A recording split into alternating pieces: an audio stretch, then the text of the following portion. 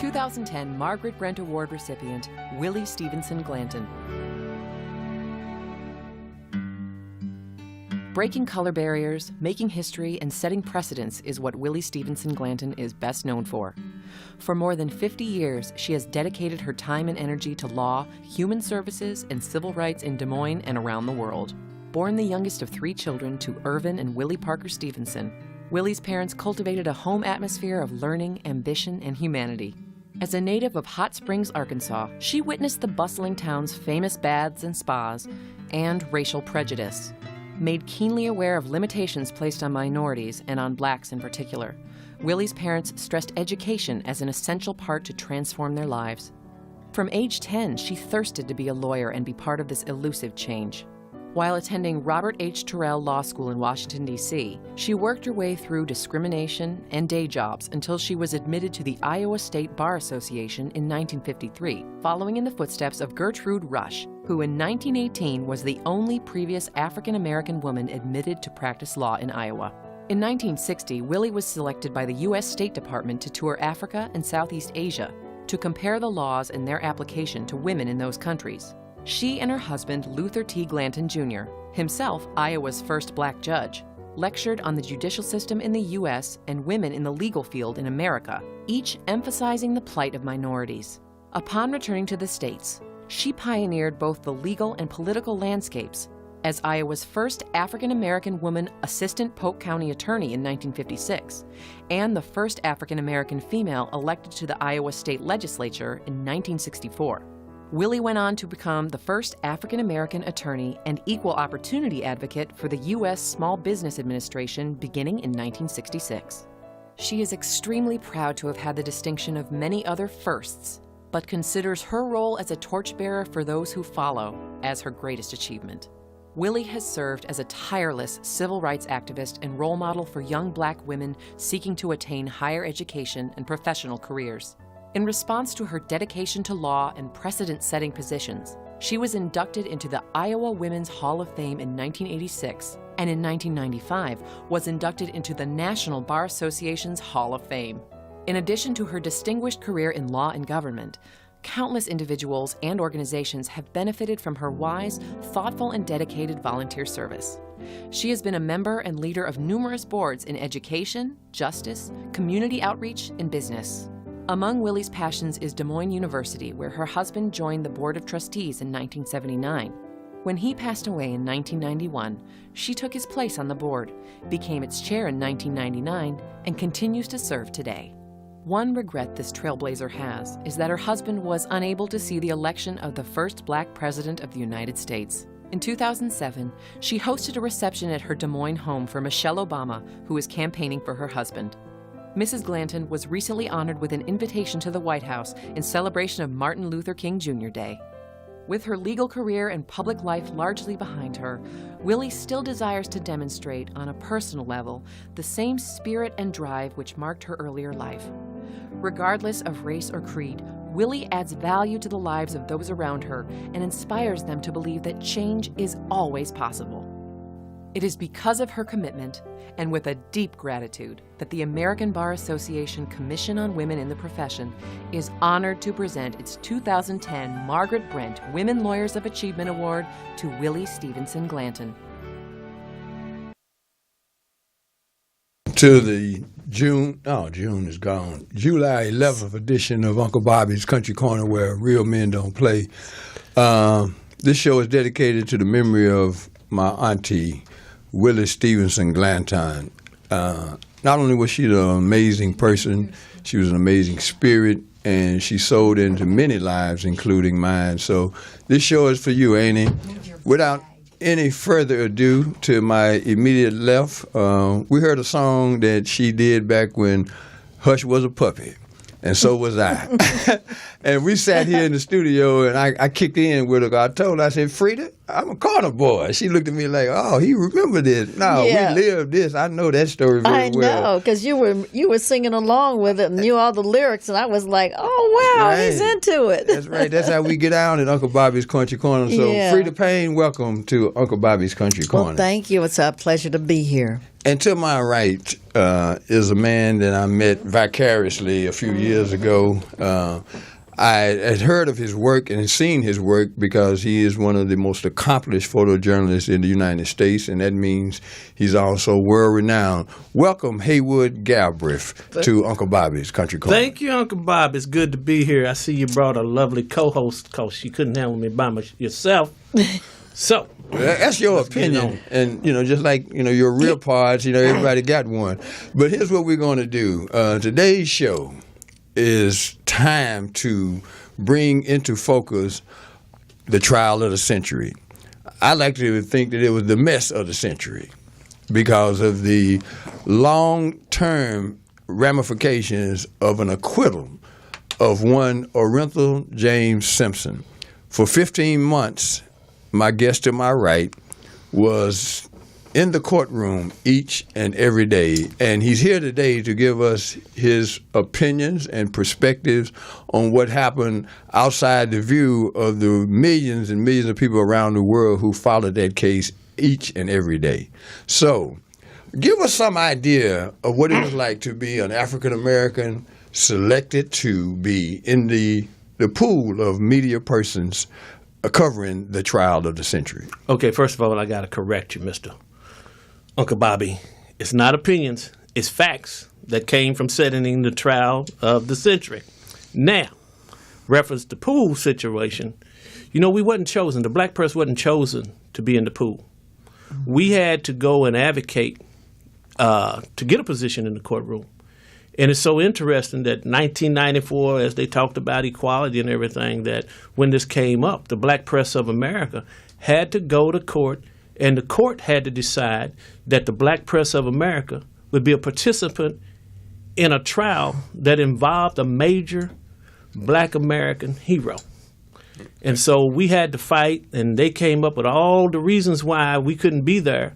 And finally, Judge Ito, I'll always say the Honorable Judge Ito, after he heard what they said, that we couldn't be a part of it, he sent word, if they don't want them to be a part of this, I will make a pool for them.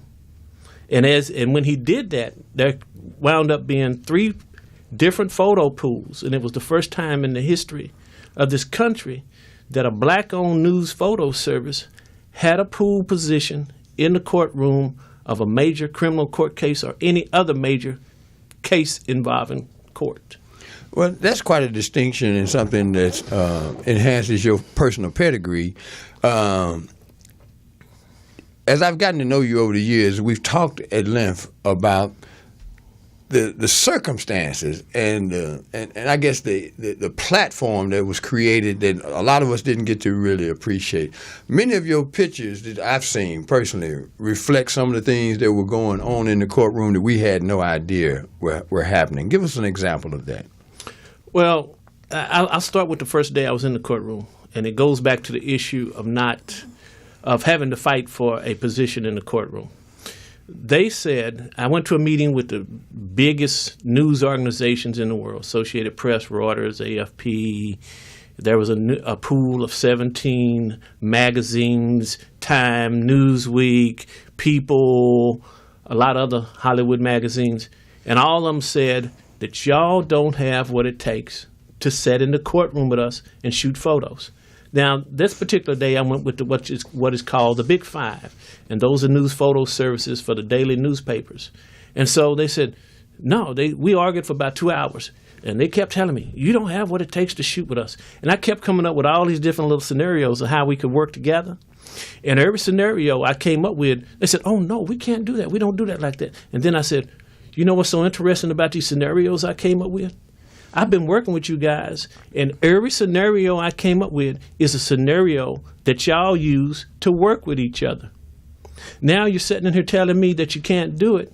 And the other thing you're telling me is, we don't think you got the skill to sit in the courtroom and shoot the pictures we need, when every last one of you, at one time or another, I worked for you, and I would always ask you, was the work what you needed? Was it good enough? And you would always say, yes, it's what we needed. So now that we want to be independent and be for ourselves, you're saying we don't have what it takes, and that none of the scenarios that you use to work with each other will work. So I left the meeting. Like I said, the judge, the court representative went back to the judge, and the judge said, okay. And the judge gave us a place in the courtroom. The first day I walked into the courtroom to take pictures, they had 2 photojournalists in there, and then there was me. They kind of looked down their nose at me. I'm like, okay. So we had the hearing, and that was the first day that Johnny Cochran was on the O.J. case. And that was the day O.J. said 100% not guilty. So we shot the pictures, and when it was over with, I left. On the way home, I got a text message from the Associated Press. Well, usually I would stop and see what they wanted, but I really wasn't speaking to them anymore. So I got home and I called them. I said, yeah, you text me. What do you want?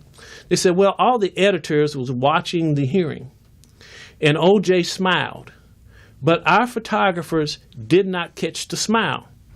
Would you check your film and see if you by chance got the smile? So I processed the film and looked at it, and I had the smile. I called him back. I said, yeah, I got him smiling. And they asked me, could they use it? I let them use it. And so that was one of the things there. You tell us that we're not good enough to shoot beside you and your photographers, but the first day we're in the courtroom, we catch the shot that you wanted that your photographers didn't get. Let me just take a moment and engage Sister Payne. You have been in Los Angeles a number of years, and yes, I have. Probably on some occasion had an opportunity to be in the presence of O.J. Simpson. Yes, I have. Do you think he did it? Well, that's a matter of, let's say, conjecture, whether I think he did it or think he didn't do it. It's a situation that it could go either way as far as I'm concerned. He had a motive because he was angry, for all the underlying situations that we all know about now and what was going on. And being that he was kind of person had a temperament, I have a feeling that he may not have done it, but it looked like he done it, or he knows who did it, and he's got something to do with it. That's a very balanced answer. Yeah. To a yes or no question. Yeah, no, I'll put it this way. Like they say, if you're involved or you know of something and you didn't prevent it, or you had something to do with it. Let's say a man who hires somebody to kill his wife. You see what I'm saying? Sure. It still points back to O.J. Okay. That's all. That's what I'm saying. Well, I think he wielded the knife personally. Yes, it's just my personal opinion. Well, I won't mention any names, but I have a friend who also knows O.J. even better than I do, and she said she didn't think he had the stomach to do it. Really? Mm-hmm. No problem choking out his face. I mean, well, that's choking is one thing, but almost decapitating somebody is another. Well, that's $25,000 a month. Say. That's. So you remember that song? It's cheaper to keep her. Yeah, Johnny Taylor. Johnny Taylor, cheaper to kill her. You see, O.J. should have thought about Johnny Taylor in that song. He amended the song. It was cheaper to kill her. He saved $25,000 a month. Back to you, sir. Yeah, back to me. As I listen to y'all talk with y'all's conjuncture about O.J. killing.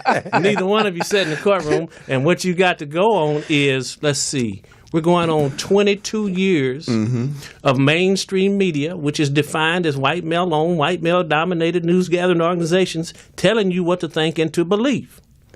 And history.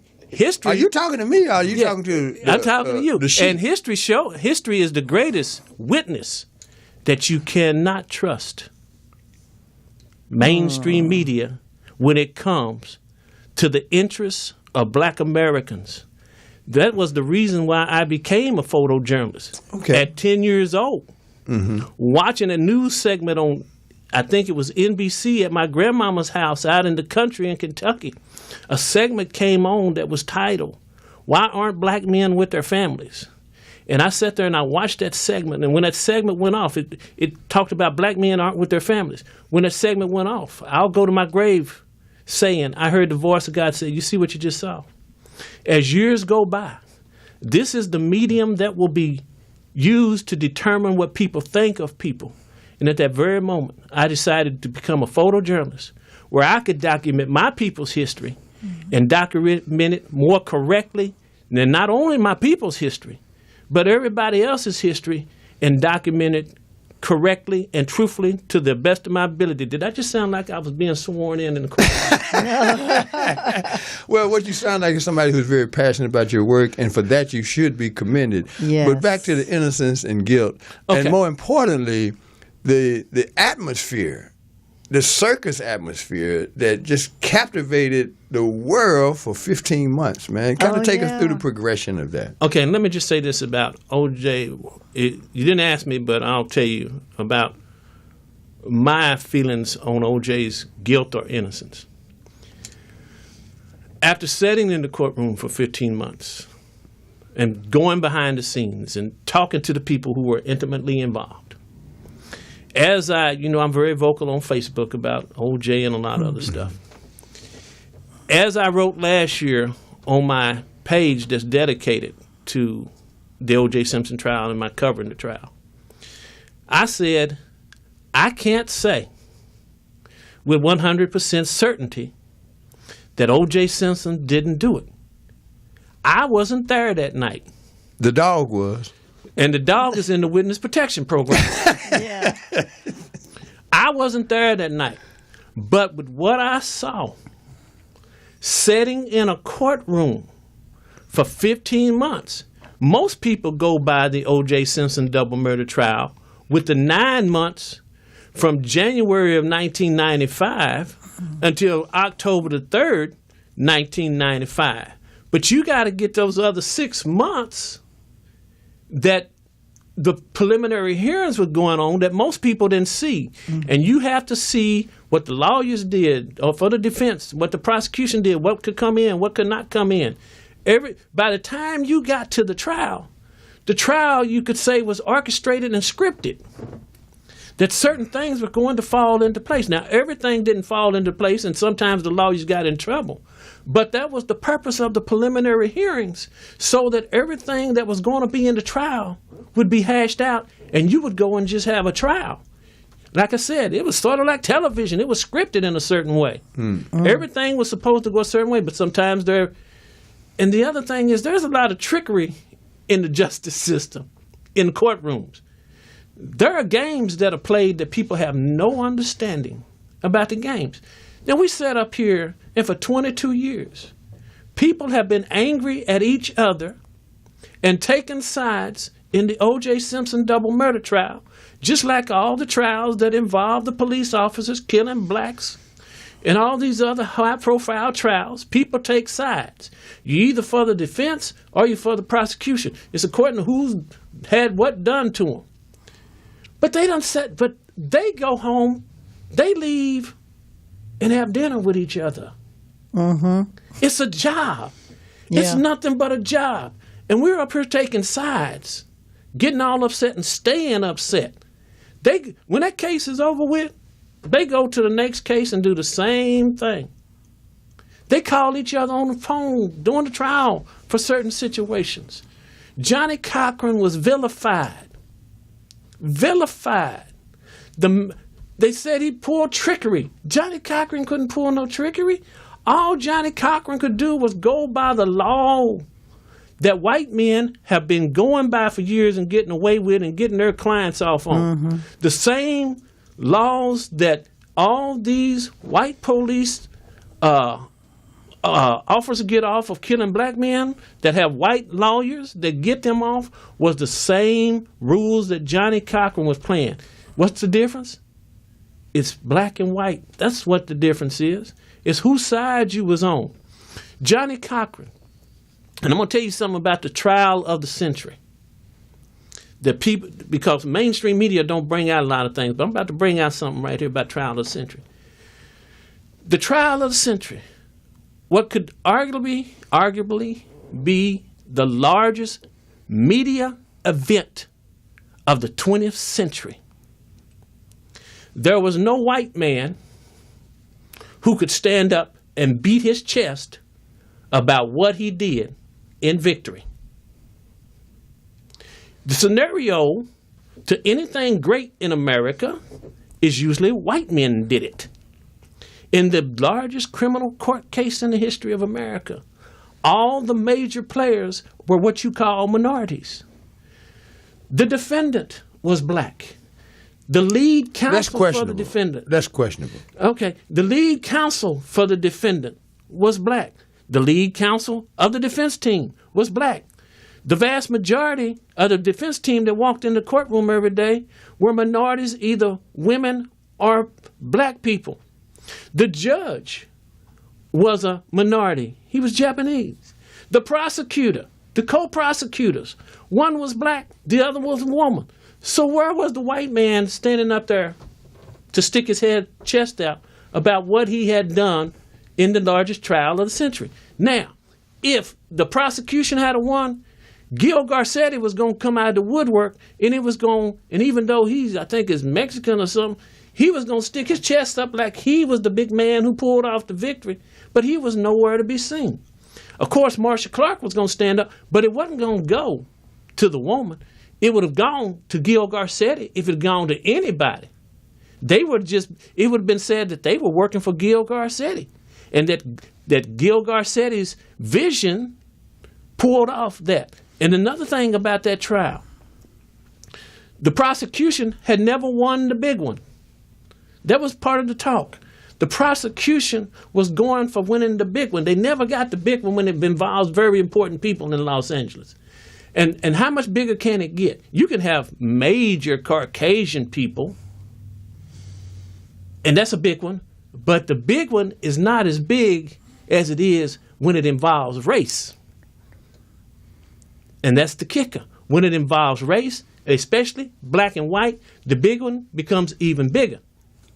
And in this case, when you got that a black man was accused of killing 2 white people, great day in the morning. And here's another trickery to the thing.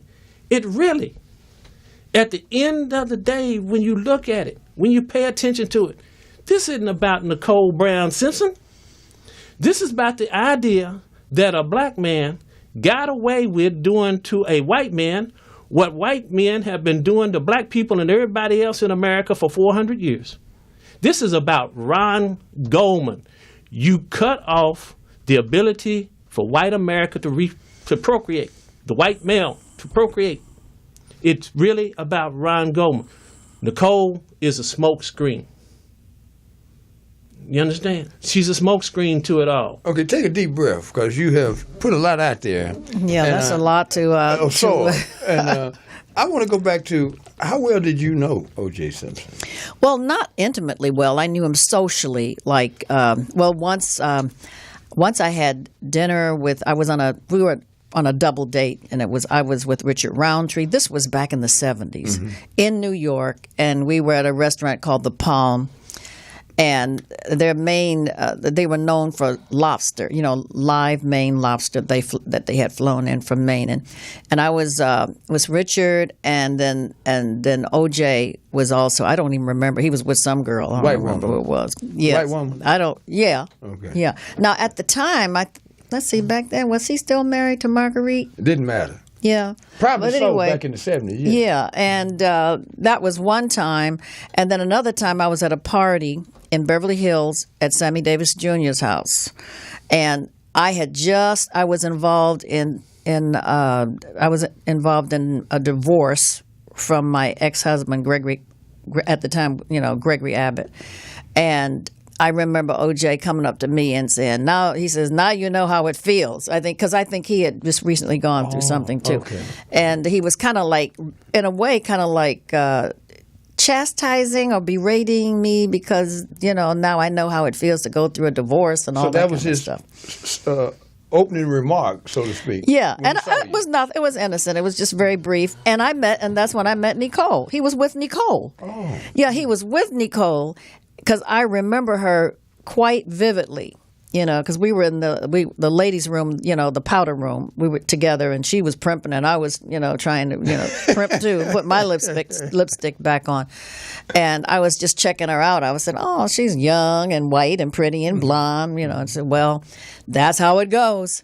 And that was about it. But I never had, I know people who are friends of mine who knew O.J. very well. They would hang out at his house. They were invited to his parties. They knew Nicole. Yeah, I've got a few of those. So, in terms of the technical aspect of photojournalism, what allowed you to capture the essence of that trial? Because you took over 19,000 photographs that were seen around the world and are still being seen to this very day. What is it about the technical skill that you acquired and your sensibility that allowed you to create in that genre the work that you produced? A photojournalist's job is to tell the story in images without words. You always hear a photo is worth 1,000 words. Mm-hmm. So what we try to do is to capture an image that tells the story, that gives you all the emotion of what's taking place right there, where all you have to do is just put a little 3-line caption with the photo, because no photo ever comes out without a caption. And actually, even though some may say we have perfected it, we haven't perfected it unless we can produce a photo that no caption, no words are necessary. It tells the story right there without even saying what it is, but that's very difficult to do. I tell you, it has happened. You took a photo that went around the world when the verdict was announced and all of the cameramen started snapping pictures.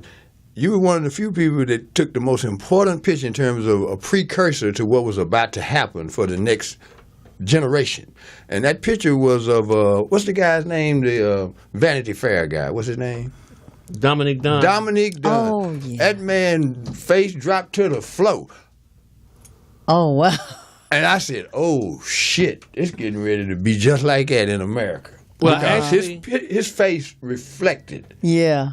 the shock and the future we was going to deal with because of that verdict. Well, actually, I didn't capture that image because I was standing in the back of the courtroom. There was a remote camera up at the front that was looking back. Okay, excuse me. I like to get my props, but I will not. That wasn't your photo. But I won't take props that aren't mine because somebody somewhere will make me prove that I had actually done it, and I won't have the proof.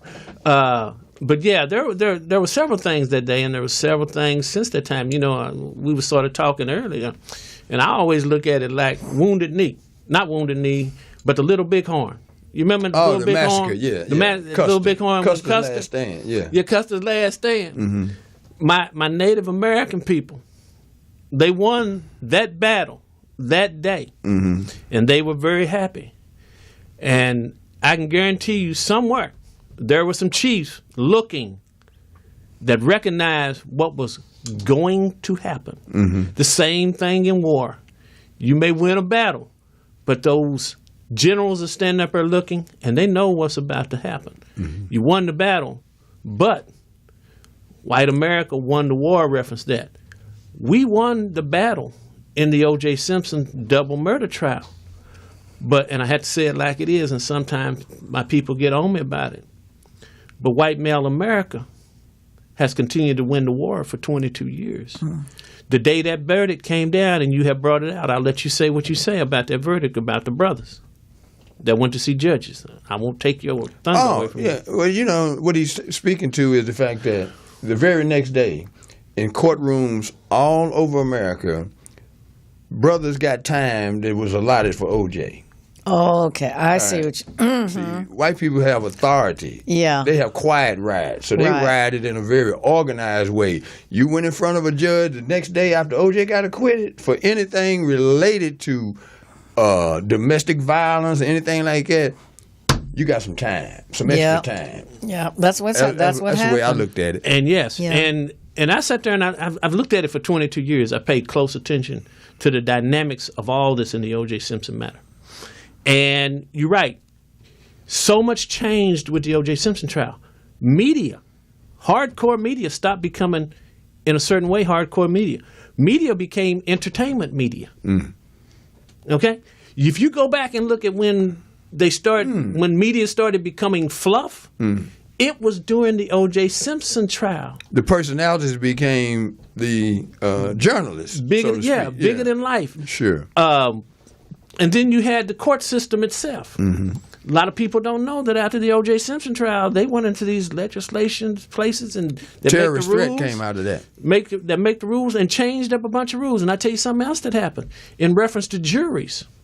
They got where they didn't want to put black people on the prosecution or the defense. It's a hard time to get black jurors on it after the O.J. Simpson trial. So, like I said, so much changed after the O.J. Simpson trial. And another interesting thing about O.J. Simpson and this whole saga of 22 years, they talk about O.J. making money off the trial. White America, and I have to say it the way it is, white male America in 22 years has made over $1.5 billion off of O.J. Simpson. Well, we're going to pull up right there for a moment and take a short pause. And when we come back, we're going to get into some of the nuances and the long-range implications of the trial of the century. So we'll be right back.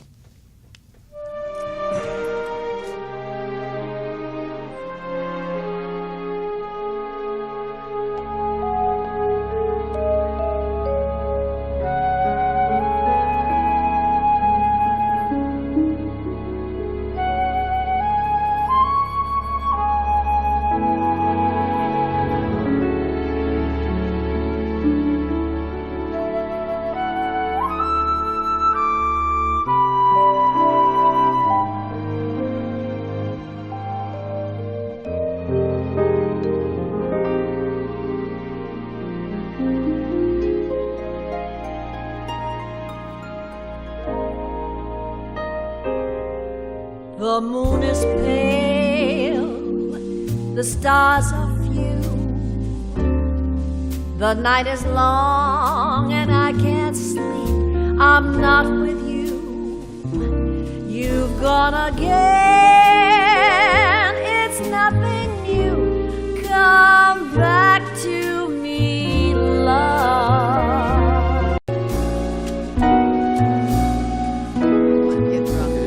All right, we're black. You've been listening to the stylings of Miss Freda Payne, and the name of the CD is "Come Back to Me, Love." And if you could see this more closely, you would see why you would want to head that way. It's a beautiful thing. When was this released? It was released in 2014. Wow. And we recorded the at Capitol Records right in Hollywood. The studio that, Studio Nat A. Cole built. Yeah, right. Nat Cole. And, of course, Nancy Wilson did a lot of her recording there. And this is, I got a lot of great songs on here, a lot of good standards, you know. You'd Be So Nice to Come Home To. Spring Can Really Hang You Up the Most. Muddy Water. I drink muddy water and sleep in a hollow log. Before I let you mistreat me one more time. That's right. That's right, boy. As we get to do a few more shows, because music is a reoccurring theme in everything that I do, and in this segment here, pivoting back to my brother here, some of the photos you took during the trial of the century afforded you the opportunity to come to the conclusion that, in fact, the man must have been innocent. And give us a couple of examples of some photographs that you took and what was happening in the midst of that photograph that you took. Okay. And let me just say this. It just wasn't the photos. It was sitting there every day, hearing all the evidence, looking at everything. But in regards to photos, there was this little thing that took place on Fridays. And it goes back to what I said about trickery. On Fridays, whether you were the prosecution or the defense, you wanted to end on a high note. You wanted to give the jury something to think about over the weekend, most especially since the jury was in sequestration. So, this particular Friday, Nicole Brown's sister was testifying. And I kept looking at the clock to see what time it was. And so we usually let out about 4 o'clock, 4:15 on Fridays. And so I kept checking to see what time it was, and I kept saying to myself, I know it's going to happen. And I'm sitting up there, and I'm talking to the Great Spirit. I said, okay, this is what's going to happen. She's going to be up here answering questions from Chris Darden. Chris Darden is going to ask her a question. She's going to get all emotional and break down.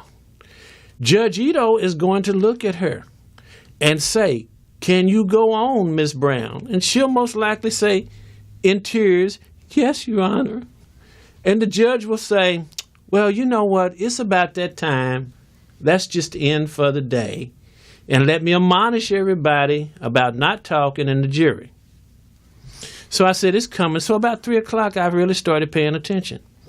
Chris Darden called for a sidebar on something. And a sidebar is when all the lawyers go up to the judge to talk in private about a matter. When Chris Darden called that sidebar, I said, this is it.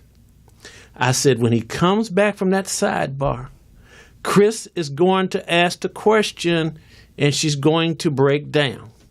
So I'm paying attention to Chris, mainly because I feel like there's going to be some sort of signal from Chris to Denise as he's walking by her. So I'm focused on Denise.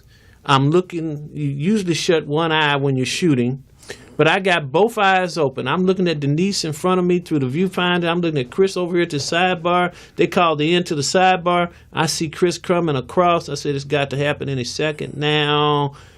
Chris gets in my frame. He's leaving my frame. He does a little head dip. Nicole's sister, Denise, she has a glass of water sitting over her. Denise is sitting over here looking. She sees Chris do that little headbutt. Denise starts smiling, does her little sly headbutt, picks up the glass of water, starts drinking it. I caught the picture of Denise picking up the water, smiling, and Chris is still in the frame. I said, okay, here it comes. Chris comes back and asks her about 3-4 questions. She breaks down and starts crying. The judge says, okay, can you go on, Miss Brown? I said to myself and to the Great Spirit, boy, this is playing out the same way I played it out in my head. And she says, yes. She answers another question. She starts crying again. Judge says, that's it for the day. Let's go on. I said, you know, this is a bunch of bull. Another picture. When they went to Bundy and Rockingham for the jury to see Bundy and Rockingham, and this is something that hit me really hard, reference if they thought O.J. was guilty or not. They had all the sheriff's department. They had, about 7-8 sheriff department. They had the lawyers. They had Marshall Clark. They had Chris Darden. And they was at O.J.'s house. And they had gone to the back of the house. And they were coming out and they were walking down the driveway. And I was capturing the shots of them walking down the driveway. And it didn't hit me until I looked at the picture. It hit me a little bit then, but it didn't really hit me hard until I looked at the picture of O.J. and them coming down the driveway, and that picture went all over the world and was on the front page of several papers on Monday morning. The body language of everybody, including the prosecution, was the body language of people that wasn't concerned about somebody having done killed somebody and that they were in a bad space. If you understand what I'm talking about. Everybody's body language was just so relaxed. They was like they was on a weekend picnic. And when I looked at it, I'm like, and I've looked at it again several times in the last year or two, I'm like, the body language. It's something about this body language. If you were with somebody who you thought had killed 2 people, your body language would not be that relaxed. The body language of everybody was just so relaxed. And in reference to other pictures and other testimony, Mark Furman, as Don King says, only in America, how do you get brought in and commit perjury and get to retire with your pension, not go to jail, and a couple of years later become a hero to white America? That's what Mark Furman did. Mark Furman came in, he committed perjury on the witness stand. They brought him back. If you remember when they brought him back, he had his lawyer with him. I'm taking the fifth. I'm taking the fifth. I'm taking the fifth.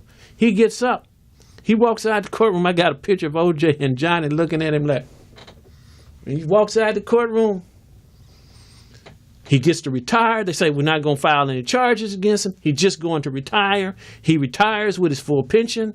He goes up to Colorado, I believe. No, he was in Montana or Idaho somewhere. Or Oregon, I think, or Portland, or up there somewhere. He was up there somewhere, stays quite couple of years. Yeah.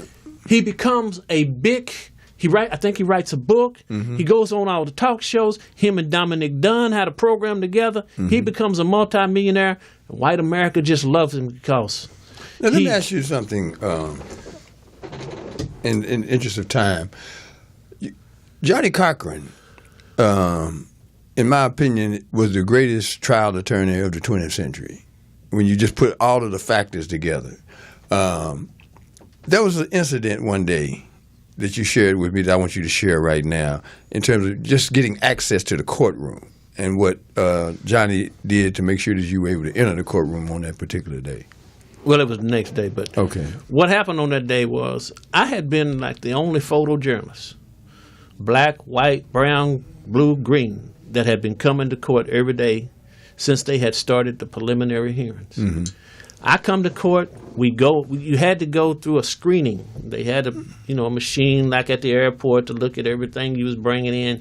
You had to go through that security checkpoint, and then you had to go through some double doors to get to where the courtroom was.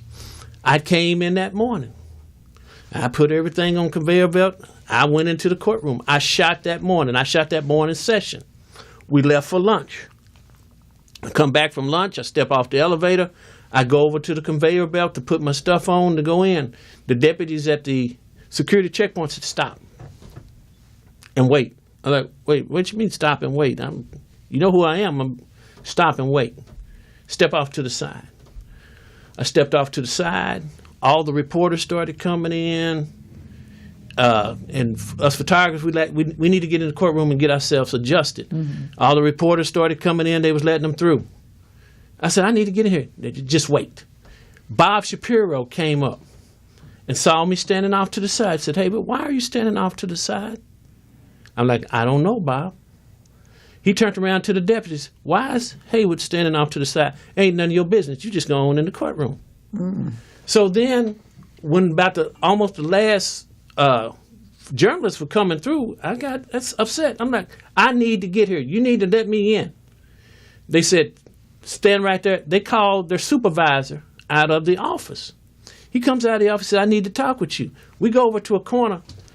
I'm facing him. He has his back to the security thing. I'm facing him and I'm talking. I'm like using my hands.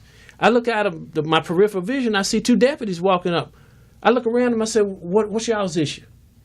They said, oh, you look like you about to attack our boss. What? I said, what? Just like Freda just did. I was like, what? They called the head of the court media. She came, she said, hey, would you work so hard to get in here? Don't mess it up. I'm like, what you mean don't mess it up? I'm not the one who's the problem. The deputies are the problem. She said, I tell you what, just go home and come back tomorrow. I said, this is not right. This is not right at all. So before I left, I saw Johnny coming down the hallway. I said, Johnny, come here. I said, go tell Judge Ito that they wouldn't let me back in the courtroom. He said, okay. So the next morning I came back, I stepped off the elevator, out of my peripheral vision. I saw the deputy pick up the telephone. I said, this is going to be interesting. So I walked across the hallway and got me a soft drink. And I came back out, and as I was coming back out of the little break room, the door opened to the office, and they had sent somebody from the sheriff's department to come and look at me coming in there. It was somebody, one of the higher-ups in a suit. So he comes over to the checkpoint, and you know, I know the game. So I walk up, I lay my stuff on the conveyor belt. I think, good morning. He says, good morning, how you doing? I said, I'm doing just fine. I said, it's another day down here in this courtroom. So the stuff goes through the conveyor belt on the other side. I pick it up, put it on. I turn around and look at him. I said, have a good day, man. Be safe out there. I go through the double doors, and I turn around, and after I get through the double doors, he's talking to the deputies. And I was able to read his lips. He says, I don't see anything wrong with him. So I go in the courtroom, and the deputies that had stopped me the day before and wouldn't let me in, they were in the courtroom. One was up front, one was in back by Judge Ito's chambers. They came together, and I saw them mouth to each other. I thought we got rid of him yesterday. Well, what made them think that you were a threat, or that they felt you were going to be violent or something? Because I'm looking at you right now, and I don't know how you looked back then, but you look pretty mild-mannered to me. But he's a big strapping guy, though. As they said, no, here it is. As they said in court, big burly black guy. That was the thing. Big burly black guy. Well, you're everything but.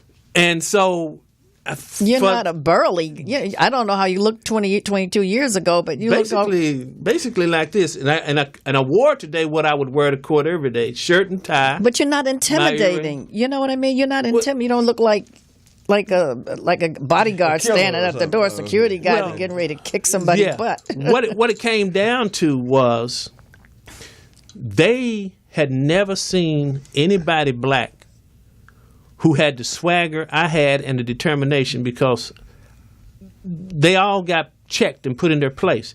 They usually dealt with black people from a submissive point of view. And I walked in, it's like, I got a right to be here. I'm going to be here. That's all there is to it.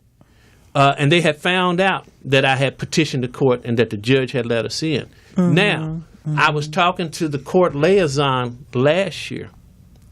And after 21 years, she said to me, you know, Haywood, that incident with the sheriff's department, because we was doing an interview, she said that incident with the sheriff's department, she told the interviewer, I now have to recognize that it had to do with racism. Well, of course. So I want to kind of, in the last 10 minutes of the show, look at the implications of the trial of the century. As you mentioned earlier in the show, several laws were changed, primarily what is now known as terrorist threat. It wasn't international terrorism. It became a law that if you had a domestic situation, you were charged with terrorist threat. And the bond was $50,000, and they could start with just a phone conversation. Right. That's one of the outcomes of the trial of the century. What are some of the other things that you have noticed that you could attach to the outcome of the trial of the century? I believe I could attach the lack of funding for a lot of things that black people were doing in organizations, that black people were getting a lot of money from different corporations and stuff before the O.J. Simpson verdict came down, that all of a sudden they started talking about, well, you know, we don't fund things anymore. And a lot of black organizations stopped getting money from corporations and stuff. Yep. I'm going to be in a conversation next week with someone, because even though black people had always been killed by white police officers, it seems that after the O.J. Simpson double murder trial, not guilty verdict, that has been ratcheted up. And there's something that's very interesting to me about the fact that the hearing is coming up next week on July the 20th. I've paid attention that in the last couple of weeks, police officers, since it was announced that O.J. Simpson was going to have a parole hearing, it's like 4 or 5 black men have been killed throughout America by white police officers. It's like there was a surge after that came out. These are I sit back and I look at different things. Opportunities in media for black people. Oh, Lord, that's gone backwards. And white America has always got an excuse. Yep. Well, you know, the media business is changing, so we don't hire as many. But wait a minute. You continue to hire just as many Caucasian journalists, but you're cutting out black journalists. And one of the most interesting things that happened after the trial was over with, all the black journalists that was working for white-owned news organizations, those organizations acted like that those journalists was the ones that found O.J. Simpson not guilty. I heard several of them complain about they didn't get the big stories. They kind of was pushed off to the side. It's like it's your fault that O.J. was found not guilty. And they was in that courtroom, you know, writing their stories and stuff more favorable in a way to the prosecution than the defense. You know, there's someone on the phone that must be of some consequence, because Poet is very seldom, engages the public in that way, because we hadn't got there yet. We don't have enough phone lines, but we've got a caller. And if you would, please identify yourself. Uncle Bobby, this is George Holt, host of the Right Along Radio Show on the Morris Media Network. I'm just enjoying your show and listening to the conversation. And I had something that I wanted to say to add to what your guest is saying there now.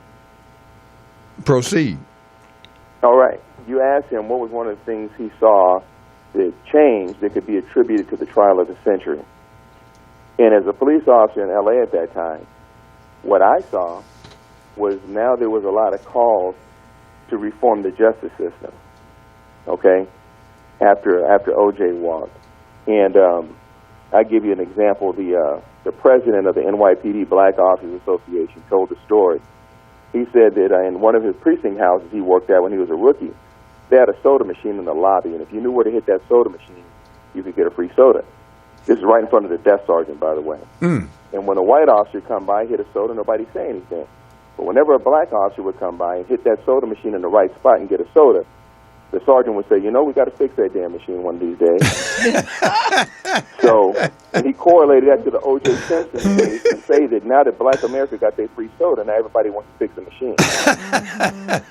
Yeah, well, I can dig it. So that was one of the things that I saw that happened after this. All of a sudden, now we want to fix it so that rich people can't walk. But it was fine when there were certain rich people walking. You know? And my position on O.J. is that the LAPD tried to frame a guilty man. And that's why he walked. Wow. Frame a Man, guilty that's man. a powerful. You know, I'm gonna borrow that one. I didn't say it quite so firmly as you just did, but I'm gonna roll with that one. But I don't know if that's gonna fit his scenario or not. well, But that works for me. That works for me. okay. Well, Hey, I'm George. All right. I'm gonna actually double back on this this theme in a couple of weeks, and I would love for you to give us a perspective from a lawman's point of view, And thanks for calling in, man. Because we're gonna wrap up the show, man. Thanks for calling back, man. We're gonna holler back at you. Okay. I'm gonna go back to what. Now you're gonna Freda hold said. up just 1 minute. I'm gonna let her speak, and then I want you to close us out. Okay. You had a different vantage point being in the industry that OJ was fully engaged in at the time. A lot of this happened. Right. What was the talk around town, Hollywood style, about the trial of the century? Well, the talk around Hollywood was basically the majority of folks felt that he was guilty. Really? Yeah. And also some people that I know that knew him intimately felt that he did it. And I mean, this is black and white, both, and these are people in the industry on a high level. So, but personally, when the verdict came down, and let me tell you, everybody was watching TV. I watched it as many days as I could, that I wasn't in the air flying somewhere. It was the best. I'll put it this way: it was the best reality show going ever. Yeah. But it was real and surreal. And when the verdict came down, not guilty, I was shocked. But at the same, it was a double. I had a double feeling. I was sort of like, wow. But then a part of me was glad. I said, I know this is like getting even for all the bad things that have been done to black men, over the lynchings, the atrocities, perpetrated on black people and black men especially, all down through the years. I said, you know what? This is a way of evening out the playing field. One for the team. Yeah, right. We gotta come up right sometimes. So even if he was guilty, it doesn't matter. It doesn't make any difference. And then he wound up in jail messing up anyway later on, and he's in jail anyway. So he kind of was his own worst enemy. Without a doubt. And as we begin to wrap up the show, it just hit me that this is far too much to try to cover in one show. And like I said, one more thing I got to add. I'm going to be I'm performing this Sunday, July the 16th at the Catalina Bar and Grill in Hollywood on Sunset Boulevard. So I'll be there, one show, 7:30. Got to get that in. Okay, you sure? That's my little commercial. Yeah. That's going to be Freda Payne at the Catalina Bar and Grill on Sunset Boulevard, 7:30 show. Okay, great. Now, Haywood, we're going to double back on this, and especially there's going to be a hearing next on the 16th. You said 20th. The 20th. Okay. Next Thursday. So the following week we'll reconvene on this subject matter because there's some other things that we just didn't have time to get into today about those 19,000 photographs, and some of which tell a story that has not been told yet. And give me in about 60 to 90 seconds a summation of what it meant for you to be a part of that and how you are still driven to share your story through the pictures that you've taken of that trial. All I can say, reference to matter, is that I did what I did because the Great Spirit said you needed to be there.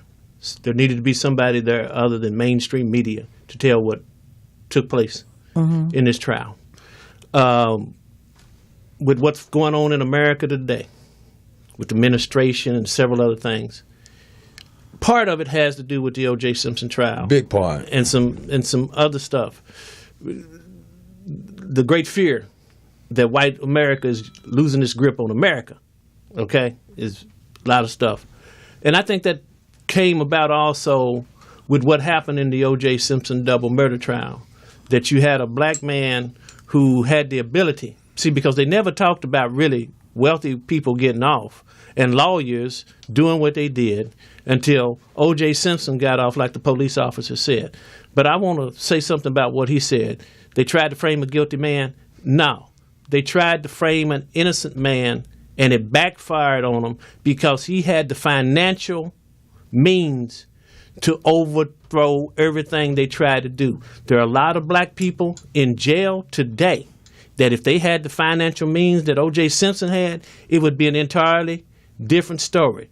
And to go to that issue, all you have to do reference corruptness in police departments and prosecutor's office.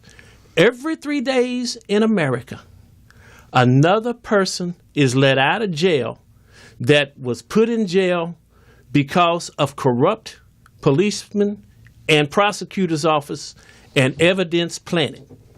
So you need to think about that. Every 3 days in America, you have institutions that started after the O.J. Simpson trial that has to do with the Innocence Projects. And it's mostly black men who get railroaded. And like you said, we can revisit this because I have a lot more information about this. And I dealt with the lead investigator in the O.J. Simpson double murder trial. And I'll leave y'all with something to think about. If you're going to take all your clothes, the murder weapon, to Chicago and dump them, and you supposedly have killed 2 people and you running late, why would you take the time to go 75 yards, cross your driveway, down the backside of your house that you never go to drop a glove, and then go in your house, take a shower, and put the rest of the stuff in a bag to take it to Chicago? That don't make any sense. Something don't add up. Here's what does make sense. He had the capacity to buy reasonable doubt, and that was a precedent-setting aspect of that case. He was the first black person that did have enough money to buy reasonable doubt. Now, we will get into some of these other aspects in the coming show.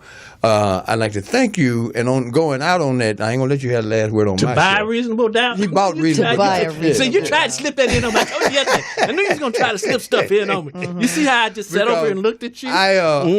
My uncle told me a long time ago, he said, Bobby, if your shoes is too tight and you can't pull up on the lace, you ain't got to tell nobody, it's going to show on your face. And when he came back from Chicago, and they said, you under arrest, and he bowed his head like Tom Dooley and willfully put his hand behind his back. He was guilty for me right there. But we'll pick this up in a couple of Well, weeks. he knew what was coming. OJ's not dumb. He's not stupid. He knew what was coming. He knows the game. Yeah, because he did it. He didn't want to get beat down. Beat down? Yeah, he wouldn't got beat down. He but accused guess me what? of double murder. I ain't killed But wait a nobody. minute. I ain't going out like that. They had the Yes, you cameras on him all the time. We witnessed it. We were watching it like in a movie. Right. But it was happening. It was for real. Right.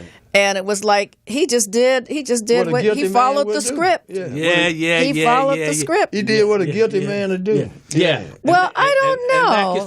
And like his fingers had selective bleed. Well, there was nothing for him to do but to do that. Thank you. He had no choice. No, he's supposed to do it. He's a gentleman. He's still a gentleman. He's not he's not one of these guys on the freeway that gets chased and you say to yourself, now they know they're going to get caught. There's a helicopter up there. All right. This is why we got to do part 2. Yeah, we got to talk about that freeway. That supposedly freeway chase that wasn't a chase. It was a freeway follow. Look, God, was that a drama? Okay, yeah, and it was a guilty situation too because he was acting guilty. You keep that in. But anyway, But anyway, here's the deal.